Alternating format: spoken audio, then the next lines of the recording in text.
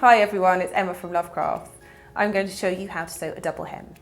It's the same as an ordinary hem, it's just called a double hem because when you sew it, you fold over your material and press it, and then you fold it and press it again, and then you sew. And it keeps all those raw edges nice and neatly tucked in to give you a really lovely, tidy finish. This sort of a hem can be used for anything from cuffs to curtains. It's a really ideal, brilliant beginner's basic. So let's get started.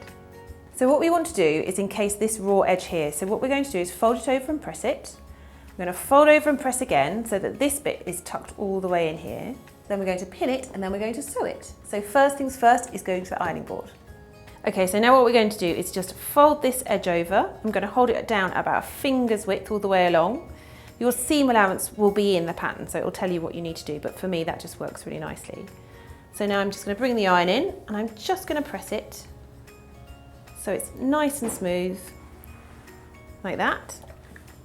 And then what I want to do to make sure this is encased, because that's what we're hemming it for, is going to fold it over again. I'm going to do just the same. I'm going to hold it in place with my fingertips. Again, you can see like fingertip width right there and there.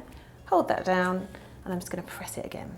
If you've got a thick material, you might want some steam. This is a cotton, so it's really easy. And that just makes a really nice, neat, clean edge.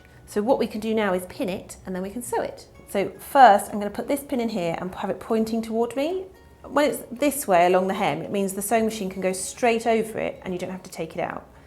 You can do it the other way, so you can pop it in that way. And that's fine as well, you just have to make sure you can get to it before the sewing machine does. So I'm going to take that one out and pop another one in here, and I'm just going to put a third one in. Super confident sewers often don't even bother with pins actually, especially when you've pressed it nicely like this. But that is a brilliant way of keeping it really secure, and now we can put it in the sewing machine. We're going to take our material, we're going to pop it under the foot, lower the foot down onto it. What I've done, you'll see, is the line of the foot here, I'm lining up with the top edge of my hem. And what I'm going to do as I sew is keep that as my guide to make sure that I stay sewing in a straight line the whole time.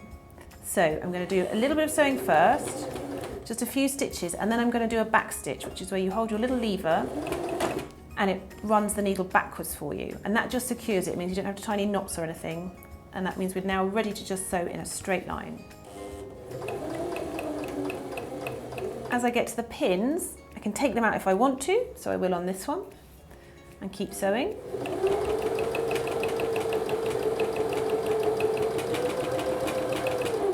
And then I'm going to show you that you can sew straight over this one and we don't have to take it out at all.